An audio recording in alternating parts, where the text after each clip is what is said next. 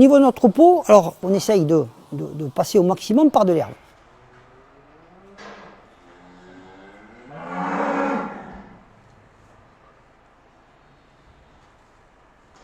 Alors les vaches sur notre troupeau, elles sont dehors du 1er avril souvent jusqu'au 15 novembre.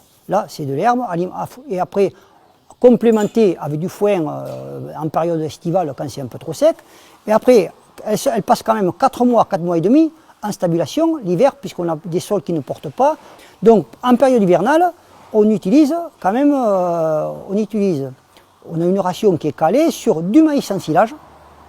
Et sur du métail. Voilà. Alors métail, association de triticale, de pois et de vesse. Et maïs en silage, c'est du maïs indice 480, des indices 480. Donc avec ces deux produits, métail plus en silage de maïs, on arrive à caler très bien les rations et on a des vaches qui se portent très bien. Par contre, pour l'engraissement des 14, alors je vous ai dit qu'il y avait 14-15 vaches qui étaient engraissées par an. Là, on utilise surtout du maïs inerté.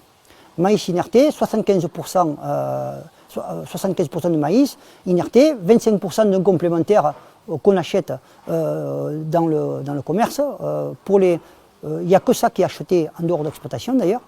Et puis après, foin ou paille en fonction des besoins et des minéraux. Voilà. Donc pour nous, dans notre région, on a une grande culture maïs, parce qu'il y a très longtemps qu'on a développé cette culture. Moi, je l'ai toujours vu sur l'exploitation. Alors même si des gens aujourd'hui vous dites c'est quand même c'est une culture qui coûte cher, c'est vrai qu'elle coûte cher, mais au niveau pour assurer nos rations, c'est quand même très sécurisant. Voilà, mais le maïs, il rentre à fond dans l'engraissement des bovins, hein, et après il en rentre dans toute la période hivernale. Il rentre par le biais de l'ensilage et il y a même les mères des veaux qui, en période hivernale, sont complémentées par 1 kg à 1,5 kg de maïs inerté en supplément de la ration métail en silage de maïs. Voilà.